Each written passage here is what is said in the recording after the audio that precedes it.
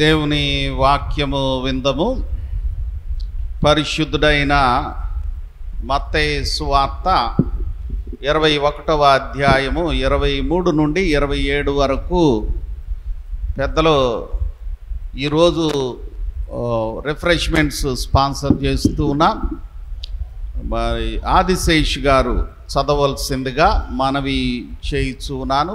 దేవుని నామమునకు మీ అందరికీ వందనములు. ఈ అవకాశం ఇచ్చిన పాల్మార్కయ్య గారికి, జాన్సన్ అయ్య గారికి, కోచ్ పెద్ద కమిటీ మెంబర్లకి, సంఘస్థులకు అందరికీ నా వందనములు. ఈరోజు నాకు ఇచ్చిన వాక్య భాగము మత్తయి 21వ అధ్యాయము 23 నుంచి 29. ఆయన దేవాలయాలకు వచ్చి బోధించుండగా ప్రధాన యాజకులను ప్రజల పెద్దలను ఆయన వద్దకు వచ్చి, ఏ అధికారం వలన నీవు ఈ కార్యములు చేయుచున్నావు? ఈ అధికారం ఎవరు నీకు ఇచ్చేని అడుగగా, యేసు, నేనును మిమ్మును ఒక మాట అడుగుదును, అది మీరు నాతో చెప్పిన ఎడల నేనును ఏ అధికారం వలన ఈ కార్యములు చేయుచున్నానో అది మీతో చెప్పుదును. యోహాను ఇచ్చిన బాప్తిస్మం ఎక్కడి నుండి కలిగినది? పరలోకము నుండి కలిగినదా, మనుషుల నుండి కలిగినదా అని వారిని అడిగాడు.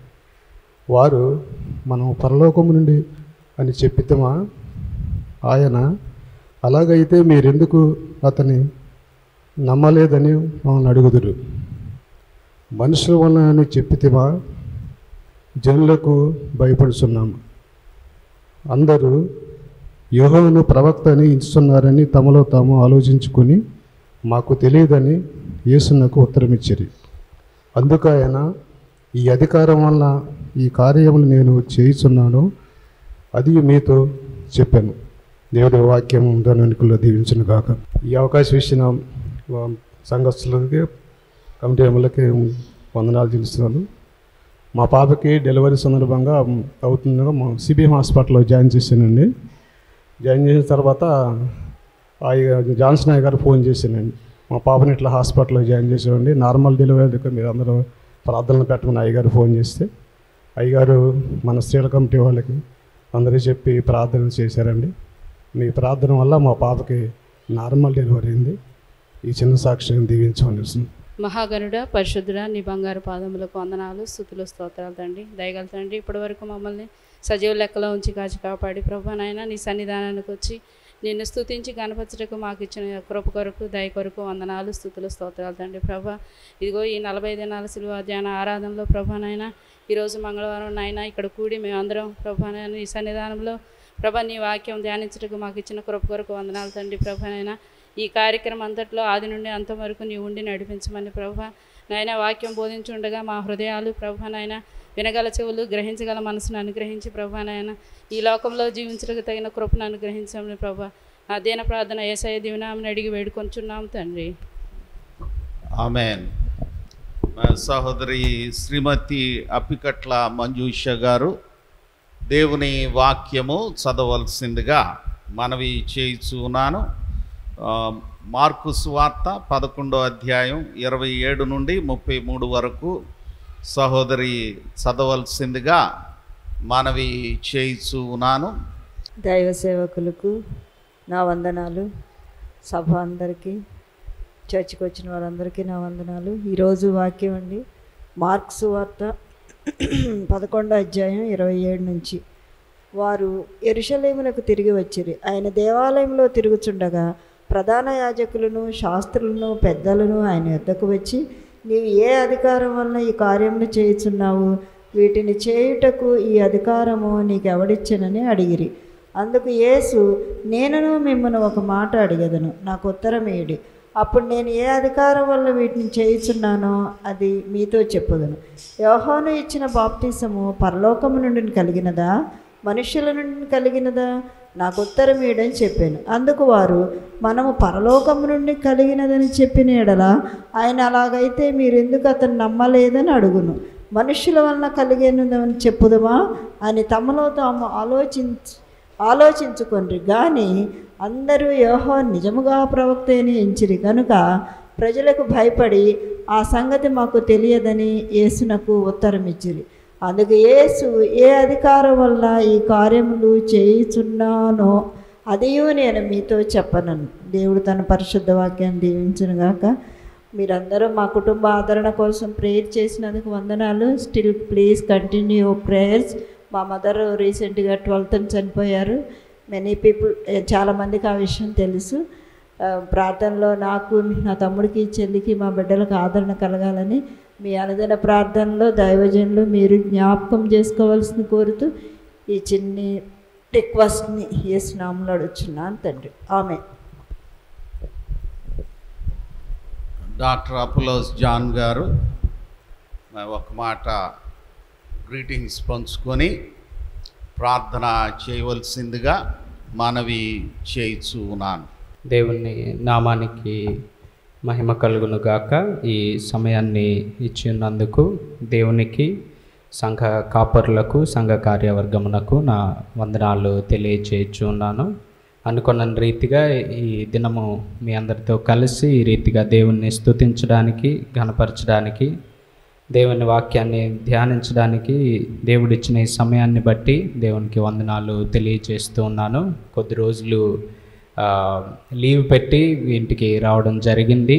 సో మీ అందరితో కలిసి ఈ పరిశుద్ధ వారము ఈ రీతిగా ఆరాధనలో పాల్గొనడానికి దేవుడిచ్చిన గొప్ప భాగ్యాన్ని బట్టి దేవునికి వందనాలు తెలియజేస్తూ ఉన్నాను. రానయున్న దినములలో జరగనున్న కార్యక్రమములన్నింటిలో దేవుని నడిపింపు, దేవునిలో ఎదుగుదల దేవుడు దయచేస్తాడని నమ్మి ప్రార్థిస్తూ దేవుని నడిపింపు కొరకు, మన ఆత్మీయ ఎదుగుదల కొరకు దేవునికి ప్రత్యేకంగా ప్రార్థిస్తూ మన సంఘ అభివృద్ధి కొరకు ప్రార్థిస్తూ ఉన్నాము. నా డిపార్ట్మెంట్ తరఫు నుంచి, నా తోటి పనివారి తరఫు నుంచి మీ అందరికీ శుభములు తెలియజేస్తూ ఉన్నాను. ప్రార్థన చేసుకుందాం. ఘనమైన మా తండ్రి, జీవాధిపతి అయిన మా దేవ తండ్రి, ఈ రాత్రికాల సమయము ఈ రీతిగా మీ సన్నిధికి చేరడానికి మీరు ఇచ్చిన ఈ గొప్ప భాగ్యాన్ని బట్టి, మంచి తరుణాన్ని బట్టి మీకు వందనాలు తెలియజేస్తూ ఉన్నాము దేవా. ప్రభువా, ఒక సంఘముగా కూడి, ఒక కుటుంబముగా మీ పాద సన్నిధికి చేరుటకు మీరు ఇచ్చిన ఈ అమూల్యమైన సమయమును బట్టి మీకు వందనాలు తెలియజేయుచున్నాము తండ్రి.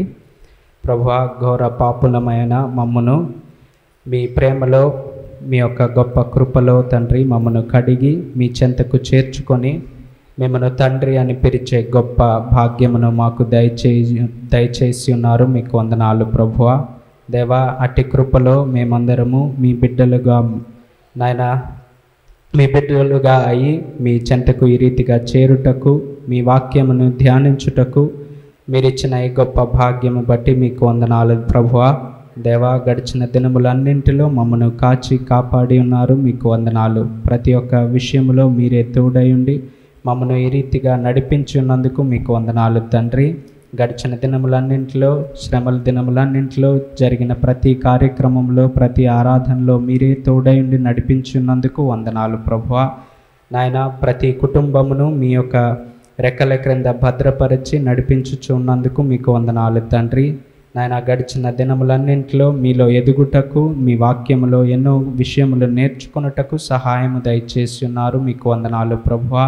దేవా, ప్రత్యేకముగా ఈ రాత్రి తండ్రి నాయన, మీ యొక్క వాక్యమును నేర్చుకుని ఉంటుండగా, మీ వాక్యమును ధ్యానించినై ఉంటుండగా మమ్మను ఏక మనస్సుతో ప్రభువా మా హృదయ ధ్యానములన్నిటి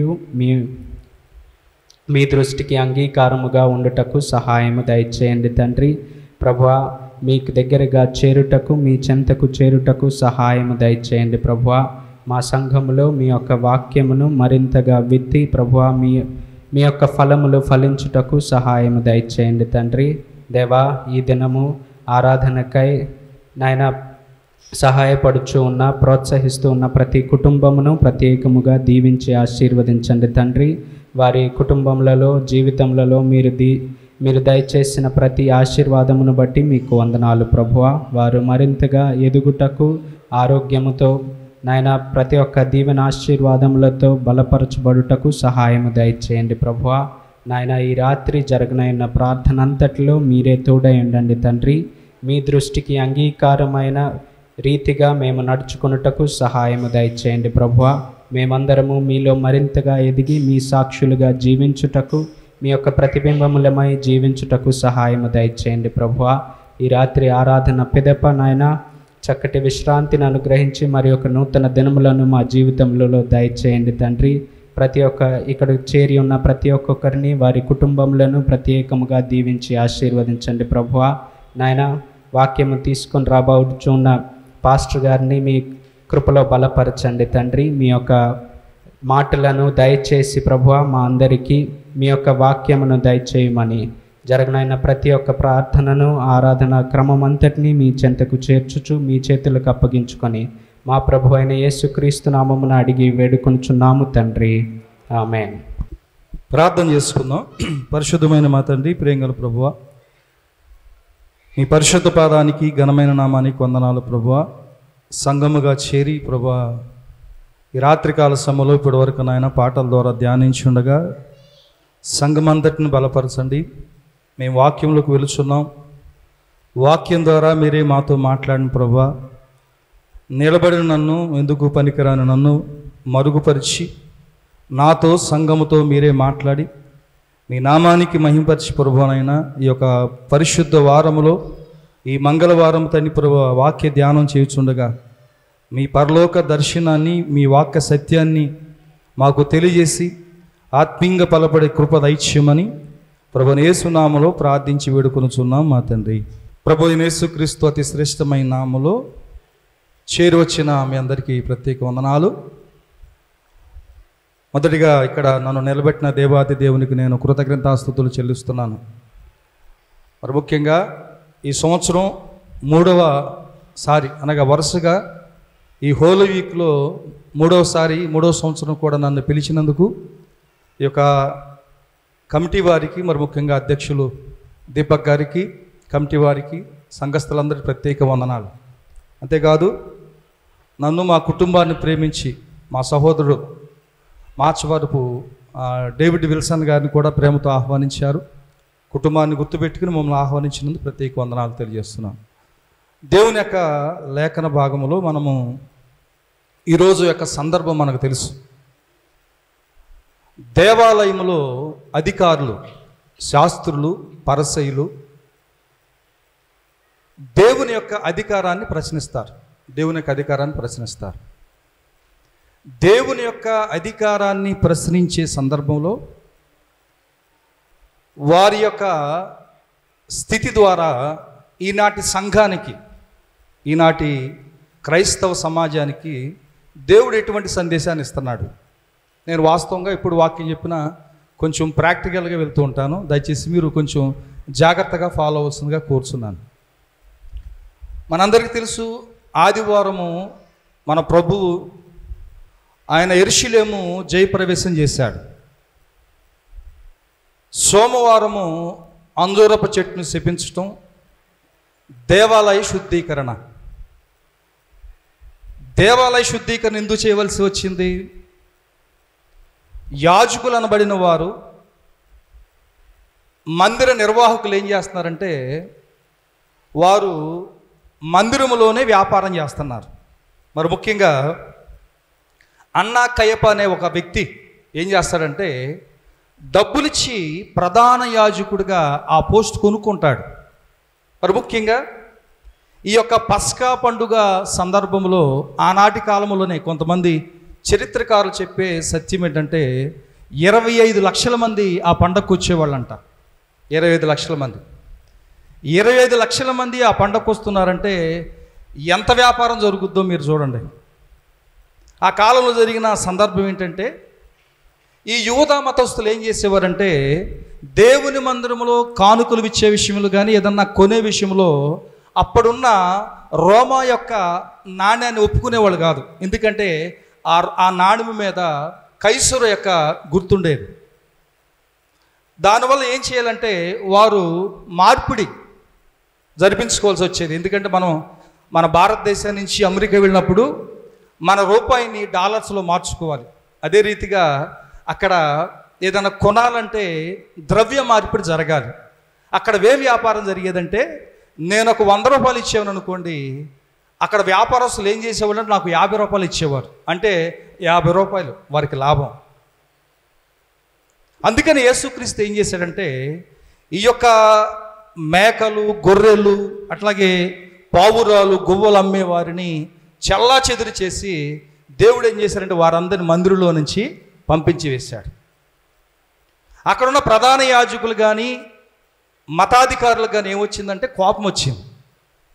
కోపం వచ్చి యేసుక్రీస్తుని చంపాలని చూశారు. యేసుక్రీస్తు ఎప్పుడు దొరుకుతారా అని చూశారు.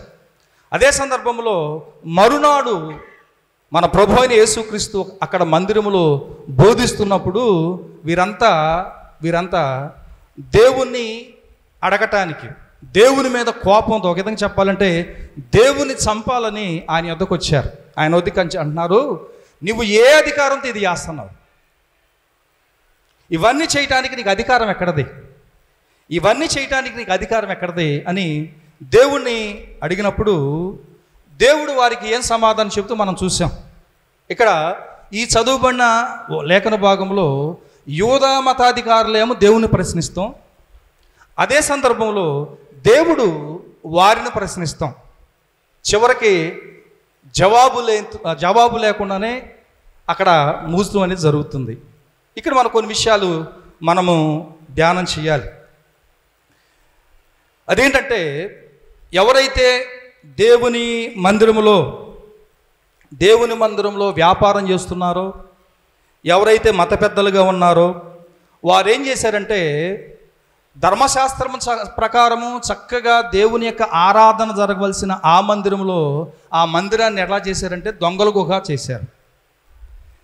దేవాలయాన్ని పాడు చేస్తే దేవుడు ఊరుకోడు, అందుకే దేవుని కోపం వచ్చింది.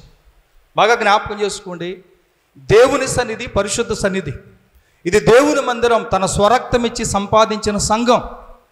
సంఘానికి ఏమైతే దేవుడు ఒప్పుకోడు. అందుకనే దేవుడు ఆనాడు ఆ మత పెద్దలు కానీ ప్రతి ఒక్కరిని కోపగించి వారిని బయటికి పంపించడం అనేది జరిగింది. వారికి ఎందుకు కోపం అంటే వ్యాపారం దెబ్బతింటది. వారి స్వార్థముతో దేవుని చంపాలని వారు చూశారు. ఇక్కడ ఒక విషయాన్ని మనము జ్ఞాపకం చేసుకోవాలి. ఆ మందిరంలో ఎవరెవరు ఉన్నారు? శాస్త్రులు ఉన్నారు, పరిసయ్యులు ఉన్నారు, యాజకులు ఉన్నారు, ప్రధాన యాజకులు ఉన్నారు, ఇంకా కొంతమంది ఆలయ నాయకులు ఉన్నారు, ఇంకా సద్దుకాయలు చాలామంది ఉన్నారు. వీరంతా ఎవరు? వారు ప్రశ్నించిన విధానాన్ని అర్థం చేసుకుని మన జీవితాలకు అన్వయం చేసుకోవాలంటే వారి గురించి మనం కొంత స్టడీ చేయాలి.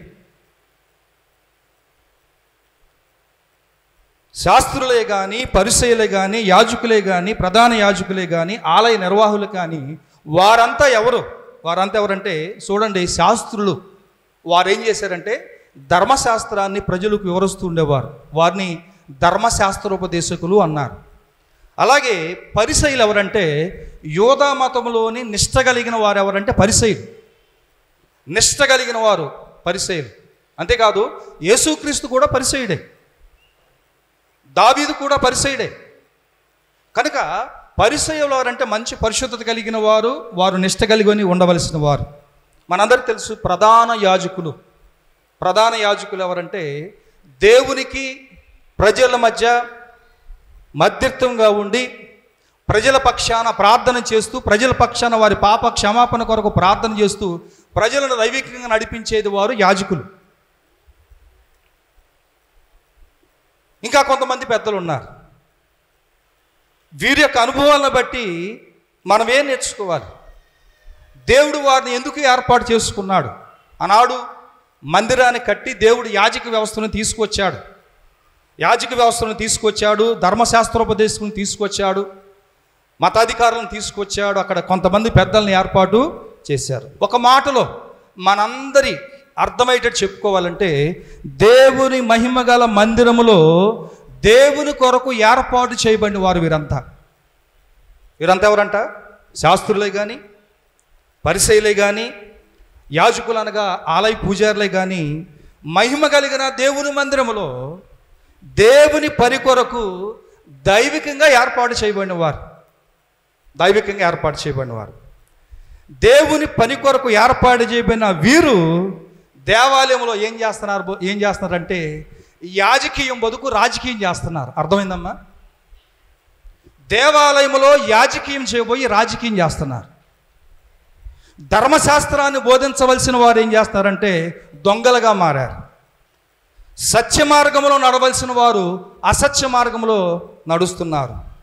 పరిశుద్ధంగా జీవించవలసిన పరిసయ్యులు అపవిత్రంగా జీవిస్తున్నారు. ఆనాటి యేసుక్రీస్తు నాటి కాలంలో మందిరం యొక్క అనుభవం, మందిరములో ఉన్న ఆలయములో ఉన్న అక్కడ నాయకత్వం అనుభవం. అది దేవుడు వారిని ఏర్పాటు చేసుకుంటే వారు ఏం చేస్తున్నారంటే వారిష్టానుసారంగా దేవుని మార్గంలో నడిచి దేవుని ప్రజలను సన్మార్గంలో నడిపించవలసిన వారు వారి ఇష్టానుసారంగా వారి సొంత ఆలోచనలతో వారి స్వార్థం కొరకు వారి యొక్క వ్యాపారం కొరకు వారి ఇష్టానుసారంగా జరిగింది. ఈ వ్యాపారం అంతా ఎక్కడ జరిగింది? ఇదంతా ఎక్కడ జరిగింది? దేవుని ప్రశ్నించడం అనేది ఎక్కడ జరిగిందంటే దేవుని సన్నిధిలోనే, దేవుని మందిరములోనే, దేవుని సన్నిధిలోనే, దేవుని మందిరములోనే వారు దేవుని యొక్క అధికారాన్ని వారు ప్రశ్నిస్తున్నారు. ఈ సందర్భంగా మనం కొన్ని ఆధ్యాత్మిక సత్యాలు మనం తెలుసుకోవాలి. ఇందాక చెప్పుకున్నాం, దేవుని పని కొరకు ఏర్పాటు చేయబడిన యాజకులు ఏం చేస్తున్నారు? రాజకీయం చేస్తున్నారు. ధర్మశాస్త్రాన్ని కాపాడవలసిన వారు దొంగలుగా మారారు. పరిసయ్యులు అపరిశుద్ధులైపోయారు. సత్య మార్గంలో నడవలసిన వారు అసత్యములు నడుస్తున్నారు. ముఖ్యంగా అక్కడ ఏం జరుగుతుందంటే దేవునికి వ్యతిరేకమైన వ్యాపారం అంతా జరుగుతుంది. ఇక్కడ కొంచెం మన జీవితానికి, మన అనుభవంలోనికి మనం నడుచుకోవాలి.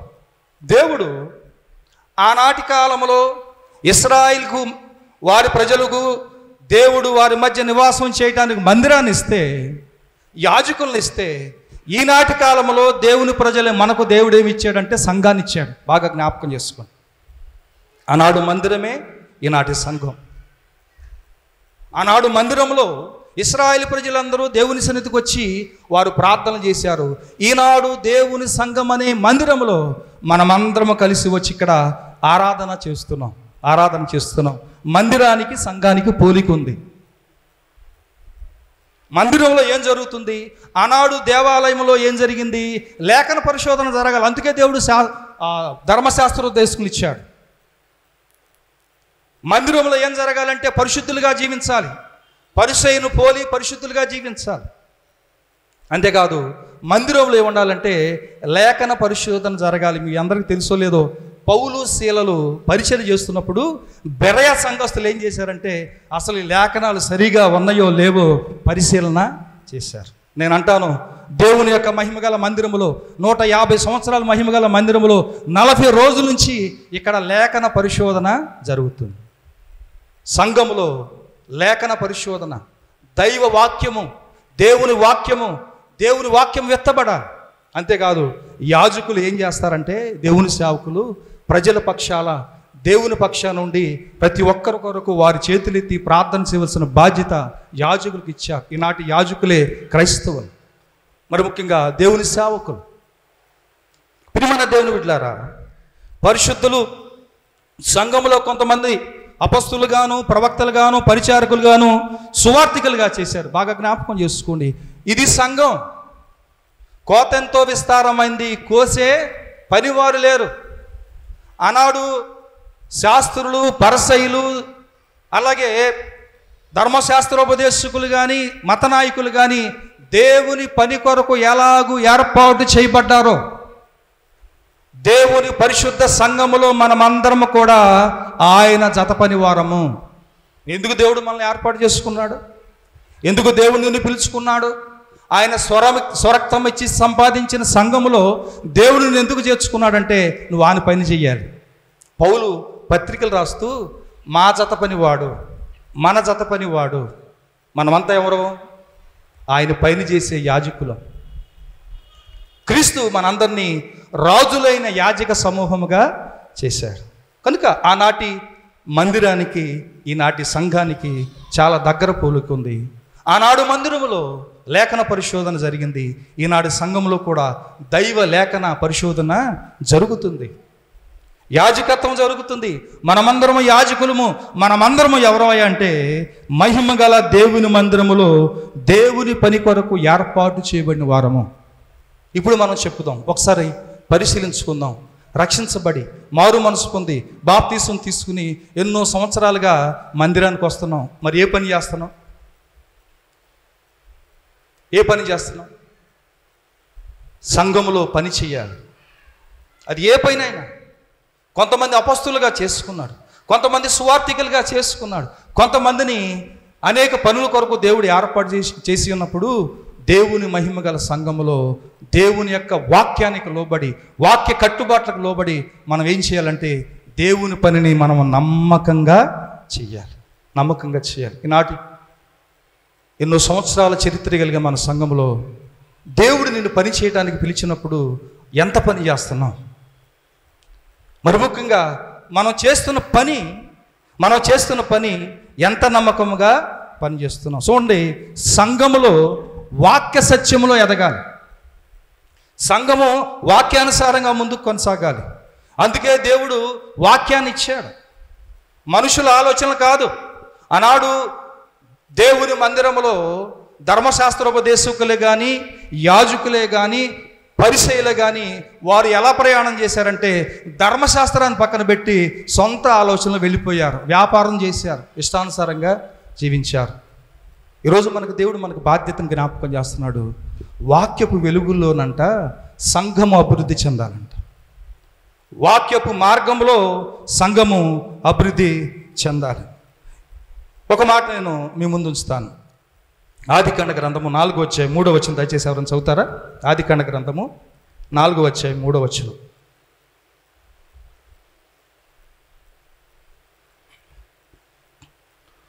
ఆదికాండ గ్రంథము 4వ అధ్యాయము 3వ వచనం. కొంతకాలమైన తరువాత కయ్యూను పొలము పంటలో కొంత యెహోవాకు అర్పణగా తెచ్చాను. హేబేలు కూడా మందలో తొలుచూలు పుట్టిన వాటిలో కొవ్విన వాటిని కొని తెచ్చాను. యెహోవా లక్ష్య పెట్టాను, కయ్యూనును లక్ష్య పెట్టలేదు. ఈ సందర్భం మనం అందరికీ తెలుసు. ఒక్కసారి ఇటు మనం జ్ఞాపకం చేసుకుని ఈరోజు దేవుని యొక్క సన్నిధిలో మన బాధ్యత ఏంటి, సంఘ బాధ్యత ఏంటి? ఆనాడు దేవాలయ అధికారులు ఎందుకు దేవుణ్ణి ప్రశ్నించారు? ఇక్కడ చదువుకునే లేఖన భాగంలో కయ్యూను హేబేలు ఉన్నారు. కయ్యూను హేబేలు. ఇక్కడ కయ్యూను అర్పణ దేవుడు లక్ష్య పెట్టలేదని కయ్యూను కోపం ఎక్కడొచ్చింది? కయ్యూను కోపం ఎక్కడొచ్చింది? బలిపీఠం దగ్గర, దేవుని మందిరంలోనే. కయ్యూను సత్క్రియలు బాగోలేంది అక్కడ, బలిపీఠం దగ్గరలే. కయ్యూను తన అన్నని చంపటానికి బీజం ఎక్కడ పడింది? బలిపీఠం దగ్గర. ఎందుకు ఈ మాట్లాడిన ప్రియమైన దేవుని బిడ్డలారా, సంఘములో మన ఆరాధన ద్వారా దేవుని ఆశీర్వాదం పొందుకోవాల్సిన మనము సంఘములోనే వాక్య సత్యానికి లోబడకుండా మన ఆలోచనతో, మన కోపాలతో, మన ఇష్టానుసారంగా జీవిస్తున్నాం. దేవుని మందిరంలో వాక్యానుసారంగా జీవించవలసిన మనము ఎలా జీవిస్తున్నాం అంటే మన సొంత ఆలోచనతో వెళ్తున్నాం. సంఘంలో కోపం లేదా? మన క్రియలు సంఘంలో బాగుంటున్నాయా? బలిపీఠం దగ్గరే కయ్యూను సత్క్రియలు బాగలేదని ఈ మాట నేను అంటాం కాదు, యెహోవా అడుగుతున్నాడు. నీవు సత్క్రియలు చేసిన ఎట్లా నువ్వు తలెత్తుకొనువా? ఈరోజు మనం చేసిన పనులు బట్టి, మన భక్తి విధానాన్ని బట్టి, మన సాక్ష్యాన్ని బట్టి సమాజంలో తలదించుకునే స్థితికి వస్తున్నాం. నువ్వు దేవుని మందిరానికి ఎందుకు వస్తున్నావు అంటే తలెత్తుకోవడానికి. దేవుని మందిరంలో వాక్యం ద్వారా నింపబడి సమాజంలో గొప్ప పేరు, కీర్తి తెచ్చుకోవడానికి దేవునిని పిలుచుకున్నాడు. ఈ లోకానికి వెలుగుగా ఉండవలసిన వారము తలదించుకునే స్థితిలో ఉంటున్నాం. ఆనాడు మందిరానికి, దేవాలయానికి వన్నీ తీసుకురావలసిన యాజకులు మార్గాన్ని తప్పిపోయారు. ఈరోజు సంగమా, దేవుని సన్నిధిలో ఆరాధన చేయడానికి వచ్చిన మనము ఎలా ఉన్నాం? ఒకవేళ మన క్రియలు సరిగా లేకపోతే, దేవుని మందిరములోనే మన స్థితిగతులు బాగోపోతే, దేవుడు అంటున్నాడు కయ్యనుతో, వాకిట పాపము నీ వాకిట పొంచి ఉన్నది. మనం పతనం అవటానికి పాపం అంట మన దగ్గరికి పొంచి ఉంది. కనుక ఈరోజు సంఘములోనే ఆశీర్వాదం ఉన్న సంగతి మనం జ్ఞాపకం చేసుకుని, నేను దేవుని మహిమగల మందిరములో పని కొరకు పిలువబడ్డాను. ఎటువంటి పని చేస్తున్నాం చూడండి. ఆ సంఘాల్లో ఎలా ఉంటుందంటే, పాస్టర్ గారు పాట ఇవ్వకపోతే అలుగుతాం. అన్ని సంఘాల్లో ఉండేది. సరి అయిన ప్రాధాన్యత ఇవ్వకపోతే అలుగుతాం. ఎక్కడ? మందిరంలోనే. అది దేవునికి మహిమ, అది దేవునికి ఘనత. దేవుని పని నమ్మకంగా, ఒకవేళ అవమానించినా, నిందించినా, బాధ పెట్టినా, ఎవరైతే దేవునికి లోబడి దేవుని మందిరంలో సరి అయిన పాత్రగా వాడబడతారో దేవుడు వారిని దీవించి ఆశీర్వదిస్తాడు. కనుక ఆనాటి మందిర అనుభవాన్ని, ఈనాటి సంఘ అనుభవాన్ని మనం తెలుసుకున్నాం. మందిరములో ఏం జరగాలంటే లేఖన పరిశోధన జరగాలి. మందిరములో ఏం జరగాలంటే సరి అయిన యాజకత్వం జరగాలి. మందిరములో ఏముండాలంటే ప్రేమ, ఐక్యత, సహవాసంతో కూడిన ఒక ఆధ్యాత్మిక అనుభవం మందిరములో ఉండాలి. అది ఏర్పాటు చేయవలసింది మందిర అనుభవంలో ఉన్న ప్రతి ఒక్కరూ. అది మన బాధ్యత. ఎందుకంటే మందిరం అనేది, పేతురు అంటాడు, అది ఎలా కట్టబడుతుందంట? మీరు సజీవమైన రాళ్ల వలె. బాగా జ్ఞాపకం చేసుకోండి. మందిరం అంటే ఈ గోడ కాదు. మీరు సజీవమైన రాళ్ల వలె ఆధ్యాత్మిక మందిరముగా కట్టబడుతున్నాం. సజీవమైన రాళ్ళు అంటే ఒక్కొక్కరు ఒక రాయి. మీ సంఘ పెద్ద ఒక్కొక్కరు ఒక రాయి, సంఘముల సభ్యులు ఒక్కొక్క రాయి, ఈ లైన్లో కూర్చున్న ప్రతి ఒక్కరు ఒక్కొక్క రాయి. వారు ఎలా కట్టబడాలంటే ఆధ్యాత్మిక మందిరముగా కట్టబడాలి. అప్పుడు మందిరము దేదీప్యమానముగా వెలుగుతుంది. ఇప్పుడు మన సందర్భంలోకి వద్దాం. చూడండి, మత్తయి సువార్త 20వ అధ్యాయము 23వ వచనం మరలా చదువుకుందాం. మత్తయి సువార్త 20వ అధ్యాయము 23వ వచనం. ఆయన దేవాలయంలోకి వచ్చి బోధించుచుండగా ప్రధాన యాజకులను, మత పెద్దలను ఆయన యొద్దకు వచ్చి, చూడండి ఏమంటున్నారంటే, వాళ్ళు ఏ అధికారంతో నువ్వు చేస్తున్నావు? దేవుని అధికారాన్ని వారు ప్రశ్నిస్తున్నారు. దేవుడు ఆయన ఎటువంటి అధికారం వారికి తెలుసు. ఎందుకంటే దేవుడు సర్వ సృష్టికర్త. ఈ సృష్టి అంతటికి ఆయనే ఆధారభూతుడు. ఈ సృష్టి అంతటికి అధికారము ఆయన వద్దే ఉంది. కలిగినదేదియు ఆయన లేకుండా కలుగులేదు. ఎందుకంటే ఆయనకి పాపం క్షమించే అధికారం ఉంది, ప్రాణం పెట్టడానికి, ప్రాణం తీసుకోవడానికి అధికారం ఉంది, తీర్పు తీర్చే అధికారం ఉంది. ఈ సృష్టి అంతటి మీద దేవునికి అధికారం అన్న సంగతి వారికి తెలుసు. అంతేకాదు, వారు అంతకుముందు కొన్ని రోజుల ముందే చనిపోయి 4 రోజులు పాతి పెట్టబడిన లాజరును కూడా తిరిగి లేపటం అనేది కూడా వారు చూశారు. యేసుక్రీస్తు మరణాన్ని జయించి తిరిగి లేచేవాడన్న సంగతి కూడా వారికి తెలుసు. కానీ వారు ఏం చేస్తున్నారంటే ఆయన యొక్క అధికారాన్ని వారు ప్రశ్నిస్తున్నారు. అంతేకాదు, ఆయన నమ్మకత్వాన్ని, ఆయన పరిశుద్ధుడైన సంగతి వారు మర్చిపోయారు. ఎవరైతే వారు దేవుని మందిరములో ఏర్పాటు చేయబడ్డారో వారే దేవుని ధిక్కరించే పరిస్థితికి వచ్చారు. ఇక్కడ ఒక విషయాన్ని గమనించాలి. ఇప్పుడు వరకు మనం చెప్పుకున్నాం, దేవుడు అధికారం కలిగిన వాడు. ఎవరైతే ఆయన అధికారానికి, ఆయన వాక్యానికి లోబడతారో ఆ అధికారం దేవుడు మనకిస్తాడు. దేవుని అధికారం మనకి ట్రాన్స్ఫర్ చేయబడింది. దేవుని అధికారం మనకి ఎలా వస్తుంది? ఒక విషయాన్ని చెప్పి నేను ముందుకు వెళ్తాను. యోసేపు ఉన్నాడు. యోసేపు అన్నలు ఎంత బాధ పెట్టినా, తిట్టినా, పగబట్టినా, గుంటలో వేసినా, అమ్మి వేసినా మౌనంగా ఉన్నాడు. జైల్లో వేసినా, తెలియని నేరాన్ని జైల్లో వేసినా, ఏం చేసినా యోసేపు మౌనంగా ఉన్నాడు. దేవునికి లోబడ్డాడు. అదే యోసేపు, అదే త్రోసివేయబడిన యోసేపు ఐగుప్తు అంతటికి అధికారిగా మారాడు. ఈరోజు అధికారం కోసం, గొప్ప గొప్ప పదవుల కోసం మనం ప్రాకులాడుతున్నాం. నువ్వు ప్రాకులాడడం అవసరంలా. దేవుని యొక్క వాక్య విషయంలో నమ్మకముగా దేవుని యొక్క చిత్తానికి లోబడి, వాక్య చిత్తానికి లోబడితే యోసేపును ఆ రోజు దేవుడు ఏ రీతిగా దీవించాడు, అదే రీతిగా దేవుడు దీవించి ఆశీర్వదిస్తాడు. ఇక్కడ వారు అడిగారు, ఏమని అడిగారు? నీకు ఎక్కడ వచ్చి వచ్చింది అధికారం? నీ అధికారం ఎక్కడి నుంచి వచ్చిందని దేవుడు వారిని అడిగినప్పుడు దేవుడు ఏమన్నాడు? చదవండి అమ్మ ఒకసారి.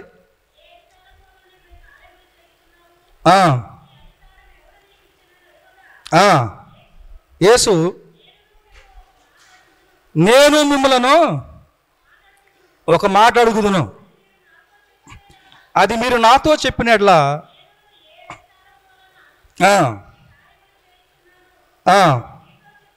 మీతో చెప్పుదును. చాలు. ఇక్కడ ప్రభువు ఏమన్నాడంటే, అయ్యా మీరు నా అధికారం గురించి అడుగుతున్నారు కనుక నేను కూడా మిమ్మల్ని ప్రశ్నేస్తా. నా ప్రశ్నకు మీరు జవాబు చెబితే నా అధికారం ఎక్కడి నుంచి వచ్చిందో మీకు చెబుతా.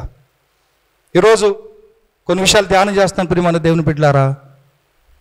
దేవుడు ఆనాడు మందిరములో యాజకులు ఏ రీతిగా మహిమగల మందిరములో పనివారిగా ఏర్పాటు చేసుకున్నాడో, ఈనాటి సంఘములో దేవుడు మనందరినీ కూడా తన పని చేయటానికి, మహిమగల మందిరంలో పని చేయటానికి ఏర్పాటు చేసుకున్నాడు. మనము వాక్యపు వెలుగులో నమ్మకముగా పని చేయవలసిన బాధ్యత మనకి ఉంది. స్వార్థంగా మనం చేయకూడదు. మన అవసరాల కొరకు మన పని చేయకూడదు. ఇక్కడ వీరు వారి యొక్క అప్పచెప్పిన పని నమ్మకంగా చేయపోగా వాళ్ళు ఏం చేస్తారంటే దేవుని అధికారాన్ని ధిక్కరిస్తున్నారు. మహిమగల మందిరంలో అనగా వారి హస్తగతం చేసుకోవడానికి మాకే అంతా తెలుసని వారి స్వలాభం కోసం, వారి వ్యాపారం కోసం వారు ఏం చేస్తున్నారంటే దేవుని యొక్క అధికారాన్ని ప్రశ్నిస్తున్నారు. ఇది మా మందిరం, మా ఇష్టం, నువ్వెవరన్నట్లు దేవుని వారు ప్రశ్నిస్తున్నారు. ప్రియమైన దేవుని బిడ్డలారా, చూడండి, జ్ఞాపకం చేసుకోండి, ఇక్కడున్న మనమే కానీ సంఘమే కానీ ప్రతి ఒక్కరు కూడా దేవుని యొక్క అధికారానికి లోబడాలి. సంఘము దేవుని అధికారానికి లోబడి పని చేయాలి. దేవుని సేవకులు దేవుని యొక్క అధికారానికి లోబడి పని చేయాలి. సంఘ పెద్దలు దేవుని యొక్క అధికారానికి లోబడి పని చేయాలి. విశ్వాసులమైన మనము దేవుని యొక్క అధికారానికి లోబడి మనం పని చేయాలి. ఒకే ఒక మాట, దేవుని యొక్క అధికారానికి లోబడతామంటే యోసేపు వలె జీవించటమే. యోసేపు వలె జీవించడం. దేవుని వాక్యానికి లోబడి మనం పని చేస్తే దేవుడు మన జీవితంలో ఆశీర్వదిస్తాడు. అంతేకాదు సంఘాన్ని కూడా దీవించి ఒక ఉన్నతమైన ఆధ్యాత్మిక మార్గంలో నడుస్తారు. ఇక్కడ దేవుడు ఏమన్నాడంటే, నేను మిమ్మల్ని ప్రశ్నిస్తున్నాను, బాప్తిస్మం అనేది పరలోకం నుంచి వచ్చిందా, మనుషుని ద్వారా వచ్చిందా? చిక్కు ప్రశ్న. ఒకవేళ పరలోకము నుంచి వచ్చిందంటే వారు అప్పుడు వరకు ఏం చేశారంటే బాప్తిస్మిచ్చు యోహాన్ని పక్కన పెట్టారు. బాప్తిస్మిచ్చు యోహాన్ని వారు పట్టించుకోవాలా. ఒకవేళ మనుషుల ద్వారా వచ్చిందంటే అక్కడ జనం ఉన్నారు, కొంచెం వెరకాటంలో పడ్డారు. అందుకే వారు ఏం చేశారంటే వారు ఏ మాట చెప్పాల. అర్థమైందా? చూడండి, మన యొక్క ఆధ్యాత్మిక జీవితంలో కూడా ఇటువంటి బ్యాచ్ ఉంటారు. బాగా జ్ఞాపకం చేసుకోండి. సత్యం కోసం నిలబడవలసి వచ్చినప్పుడు, కొన్ని మోరల్ వాల్యూస్ కొరకు నిలబడవలసి వచ్చినప్పుడు ప్రధాన యాజకులు, ధర్మశాస్త్రోపదేశకులు వారికి తెలుసు బాప్తిస్మం అనేది అది పరలోకము నుంచి వచ్చిందని, అది దైవత్వం ద్వారా వచ్చిందన్న సంగతి వారికి తెలుసు. కానీ మౌనంగా ఉన్నారు. అటు అబద్ధం చెప్పట్లా, అటు నిజం చెప్పట్లా. మీకు గుర్తుండే ఉంటుంది, సంఘముతో అంటాడు ప్రకటనలో, ఉంటే వెచ్చగానైనా ఉండు, చల్లగానే ఉండు, నువ్వు అటు ఇటుగా ఉన్నావు అనుకో నీ మీద ఉమ్మి వేస్తానంటాడు, నీ మీద ఉమ్మి వేస్తానంటున్నాడు. కనుక ధర్మశాస్త్రోపదేశకులు కానీ పరిసయ్యులు కానీ వారి యొక్క జీవితంలో మరొక కోణం మనకేం అర్థమవుతుందంటే వారు సత్యానికి నిలబడవలసిన వారు కాదు. వారు వాక్యాన్ని బోధిస్తున్నారు, మందిరాన్ని నడిపిస్తున్నారు, కానీ సత్యము గురించి నిజము చెప్పవలసిన వారు ఏం చేస్తున్నారు? న్యూట్రల్గా ఉంటున్నారు, డ్రామాలు ఆడుతున్నారు. సంఘంతో అంటున్నాడు, నీవు చల్లగానైనుండు, వెచ్చగాని దాని అర్థం చెబుతారా ఎవరైనా? దాని అర్థం చెబుతారా? చల్లగానే నుండు వెచ్చగా నుండి అంటే, నేను ఆంటీ ఇంటికి వెళ్ళాము ఏంటి ఒకసారి, నాకు మంచి టీ ఇమ్మన్నాను అనుకోండి, టీ ఎలా ఇస్తారు? మంచి వేడి వేడికిస్తే బాగుంటుంది. నాకు బాగా చల్లారిపోయిన టీ ఇచ్చారని ఏమనుకుంటాం? నోట్లో పోసుకుని త్రూ అని వస్తాం. పనికిరాదు. వేసవికాలం కదా, ఇంటికి వచ్చారని కూల్ డ్రింక్ అమ్మంటే బాగా చల్లారిపోయిన కూల్ డ్రింక్ ఇచ్చామనుకోండి, పెప్సీ లేదా థమ్సప్ లేదా స్ప్రైట్, చల్లగా ఉన్నదా అనగా చల్లగా లేకుండా డ్రింక్ వేడిగుంటే తాగుతామా? తాగం. కొంచెం నోట్లు వేసుకొని వస్తాం. ఎందుకంటారంటే దేవుని విషయంలో, దేవుని పని విషయంలో, పరిశుద్ధత విషయంలో నీవు ఉపయోగపడే చోట ఉపయోగపడాలి. మనం టీ తాగితే అది వేడిగానే ఉండాలి, అది కూల్ డ్రింక్ తాగితే చల్లగానే ఉండాలి. పరిశుద్ధులు పరిశుద్ధులుగానే ఉండాలి. వాక్య సత్యం తెలిసిన వారు వాక్య సత్యంలోనే జీవించాలి. కానీ సంఘంలో, సమాజంలో ఆనాడు యాజకుల వలె ఎలా ఉంటున్నారంటే మౌనంగా ఉంటున్నారు. నాకెందుకులే, సంఘం ఏమైతే బాగుండు, ఏమైపోతే నాకు ఏముండని అటు ఇటు వంటలా అటు వంటలా. దేవుడు అంటున్నాడు మీ ముఖం మీద ఉమ్మి వేస్తానంటున్నాడు, అనగా అవమానం. సంఘము వాక్య సత్యం కొరకు నిలబడాలి. సంఘము వాక్య సత్యం కొరకు నిలబడాలి. ఏది సత్యమో ఏది అసత్యమో మనం ఎప్పుడైతే చెబుతామో దేవుడు వారిని ఏం చేస్తాడని దీవించి ఆశీర్వదిస్తాడు. మీకు ఎగ్జాంపుల్ చెప్పాలంటే పాత నిబంధనలో దానియేలు, నీవు నీ రాజును కొలుస్తావా, నీ దేవుని కొలుస్తావా అంటే దానియేలు అంటాడు, వాక్య సత్యము కొరకు నేను దేవుని కొరకే నిలబడతా. సంఘంలో వాక్య సత్యము కొరకు నిలబడే వారు ఎంతమంది ఉన్నారు ప్రియమైన దేవుని బిడ్డలారా? దేవుడు అడిగిన ప్రశ్నకి వారు తెలిసి కూడా మౌనంగా ఉన్నారు. ఈరోజు మనకన్నీ తెలుసు,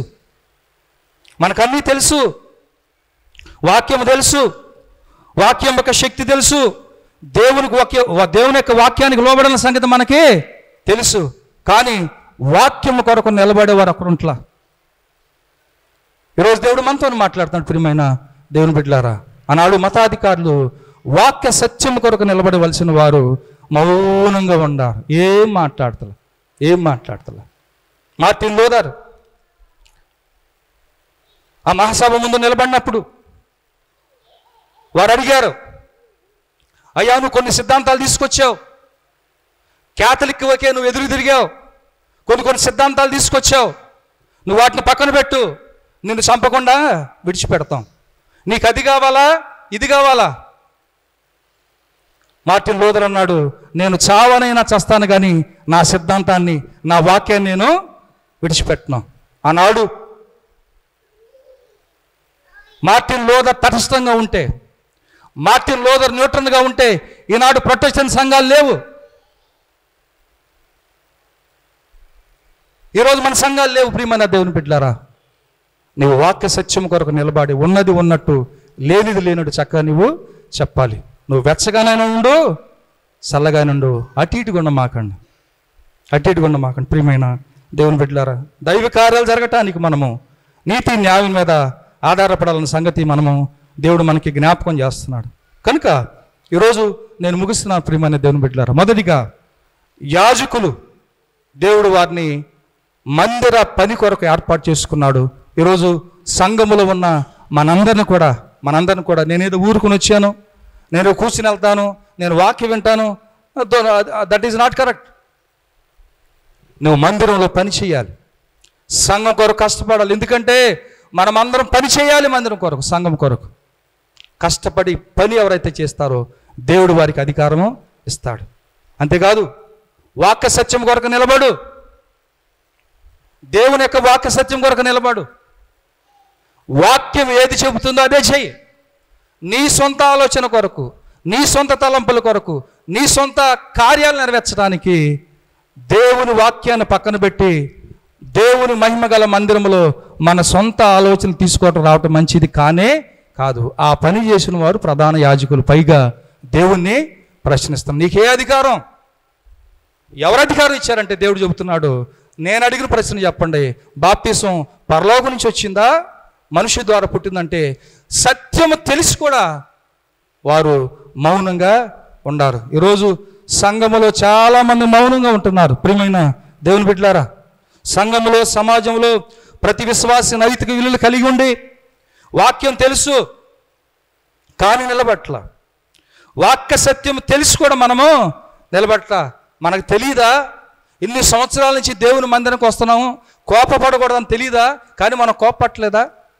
నిలబడుతున్నామా? బూతులు ఆడకూడదని మనకు తెలియదా? దేవుని మందిరంలో దేవుని బిడ్డలుగా దేవుని విశ్వాసులుగా మన ఇష్టానుసారంగా జీవించకూడదని తెలియదా? తెలుసు కానీ సత్యములో నిలబడి విశ్వాసి కనబట్ల. సహోదరుని ప్రేమించాలి. రేపొద్దున ఒక సంఘటన ఏంటంటే, విజయవాడలో ఒక సంఘటన జరిగింది. అది సిఎస్ఐ సంఘం. ఒక సంఘ పెద్దకి క్షమాపణ గురించి 7 మాటలు ఒక్కొక్కరికి ఇస్తారు కదా, క్షమాపణ గురించి చెప్పాడంట. ఎంత చక్కగా చెప్పాడో. క్షమించాలి, క్షమించాలి. ఎవరిని క్షమించాలి? పొడిచిన వాడిని, నేను దూషించేవాడిని నువ్వు క్షమించాలి క్షమించాలని చెప్తే, అబ్బా నువ్వు ఎంత చక్కగా చెప్పారు బాబు అనుకున్నారంట. ఆ మీటింగ్ అయిపోయింది. ఎక్కడో భోజన విషయంలో చిన్న తేడా వచ్చిందంట. ఎవరైతే క్షమించమని సంఘ పెద్ద వాక్యం బోధించాడో అక్కడ కర్ర పట్టుకుని కొట్టుడు మొదలు పెట్టాడంట. ఇది ఈరోజు సంఘంలో. సత్యం కొరకు నిలబడు, దేవుని వాక్యం కొరకు నిలబడు. ఆనాడు మతాధికారులు వాక్య సత్యం కొరకు నిలబడలా. నీకు అన్నీ తెలుసు, మనకన్నీ తెలుసు. సంఘములో ప్రేమ ఉండాలని, ఇతరులను ప్రేమించాలని. కేవలం అది మనం మాట్లాడుకోవటం వరకే. కానీ మన జీవితంలో అన్వయించే విషయంలో మనం వెనకడుగు వేస్తున్నాం. నేను చివరిగా ముగిస్తాను. ప్రియమైన దేవుని బిడ్డలారా, దేవుడు అన్నాడు, మీరు చెప్పలేదు కనుక నేను చెప్పను. చూడండి, వారు ప్రశ్న అడిగారు, వారు ప్రశ్నకు సరైన జవాబు చెబితే దేవుడు సమాధానం చెప్పాడు. నేను సమాధానం ఇవ్వను. నాకు ఈ వచ్చిన చదవగానే పాత నిబంధనలో యెషయా గ్రంథం గుర్తొచ్చింది. అక్కడ ఇశ్రాయేలు ప్రజలందరూ మేము ఉపవాసం ఉండి ప్రార్థన చేస్తున్నాము, మా మొహాలన్నీ బలహీనం అయిపోయినాయి, మా యొక్క ఇంతకాలం మేము ప్రార్థన చేస్తుంటే నువ్వెందుకు ఆలోచించమని దేవుణ్ణే ధిక్కరించే స్థితిలోకి వచ్చారు. దేవుడు అంటాడు, మీరు ఉపవాసం అంటున్నారు కానీ మీ యొక్క పని వారిని కష్టపెడుతున్నారు. మీరు ఉపవాసం అంటున్నారు కానీ ఇదిగో మీ సోదరుని మీరు ప్రేమించట్లా, కనుకనే మీ మాట విన్నాం. దేవుడు ఎవరి మాట వింటాడు? దేవుడు ఎవరి ప్రార్థన ఆలకిస్తాడు? దేవుడు ఎవరికి జవాబు దయచేస్తాడంటే ఆయన పక్షాన ఎవరైతే నిలబడతారో. బాగా జ్ఞాపకం చేసుకోండి, వాక్య సత్యానికి ఎవరైతే నిలబడతారో దేవుడు వారికి మాత్రమే సమాధానాన్ని ఇస్తాడు. ఈరోజు అనేక సంవత్సరాల నుంచి సమాధానం దొరకకుండా ప్రార్థన చేస్తున్నావు కానీ ప్రభువా అని ప్రతివాడు నావాడు కాదు. ఎవడు దేవుని కొరకు నిలబడిన వాడే. దేవుడు ఎంత సమాధానం చెప్పాలంటే ఆయనకి సమాధానం తెలియక కాదు. దేవుడు ఒకసారి ఆయన అధికారాన్ని దాచి ఉంచాడు. ఎందుకంటే దేవుడికి తెలుసు ఆయన తర్వాత చనిపోతాడు, పునరుద్ధరణ తిరిగి 3వ దినాన తిరిగి లేస్తాడు. ఆ తర్వాత ఆ సమాజం అంతా ఆయన అధికారాన్ని వారు చూస్తారు. నేను మాటలు ముగిస్తున్న ప్రియమైన దేవుని బిడ్డలారా, వాక్య సత్యం తెలిసిన ఎంత నీవు వాక్య సత్యానికి నిలబడాలి. ఎంత తెలిసిన నీవు దేవుని మహిమగల మందిరములో, సంఘములో, సమాజంలో ఎలా ఉంటున్నామో, వాక్యానుసారంగా జీవిస్తున్నాం లేదో పరిశీలించుకోవాలి. ఒకవేళ బాగా జ్ఞాపకం చేసుకోండి, ఒకవేళ నీవు వాక్య సత్యానికి నిలబడపోతే, వాక్యానుసారంగా జీవిపోతే ఒకరోజు నువ్వు తెలుసుకుంటావు. ఏ రోజు తెలుసా? ఆయన మరలా రాబోతున్నాడు. మన పాట కూడా పడతాం కదా, అదే ఆ రోజు యేసయ్య ఉగ్రత రోజు, వ్యభిచారులు ఏడ్చే రోజు. ఒకరోజు నువ్వు బాధపడతావు.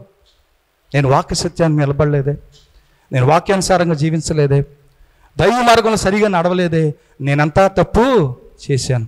అప్పటి వరకు నీవు సాగు చేయమాక. ఈరోజు దేవుడు కొన్ని విషయాలు మనకు చెప్తున్నాడు. దేవుడు మహిమగల మందిరములో మనందరినీ ఆయన మహిమగల మందిరములో పనివారిగా చేసుకున్నాడు. రెండోది, ఆ మహిమగల మందిరములో వాక్యానుసారముగా మనం పని చేయవలసిన బాధ్యత దేవుడు మనకి ఇచ్చాడు. అదే సందర్భంలో వాక్య సత్యము కొరకు నీవు నిలబడవలసిన బాధ్యత దేవుడు మనకి ఇచ్చాడు. వాక్య సత్యాన్ని నిరూపించవలసిన బాధ్యత దేవుడు నీకు నాకు మనందరికీ ఇచ్చాడు. ఒకవేళ వాక్య సత్యంలో నిలబడిపోతే నీ మనోనేత్రములు తెరవబడే రోజు ఒకరోజు రాబోతుంది. ఆ రోజు బాధపడతావు. పరలోకంలో ఎవరు ఉంటారంటే వాక్య సత్యాన్ని నెరవేర్చి బైబిల్ వాక్య లేఖనానుసారంగా జీవించి ఎవరైతే పరిశుద్ధంగా జీవిస్తారో, యేసు రాకడ కొరకు ఎవరైతే నమ్మకంగా ఉంటారో వారే పరలోకంలో ఉంటారు. మిగతా వారంతా ఎక్కడ ఉంటారు? నిత్య నరకాగ్ని దండంలో ఉంటాడు.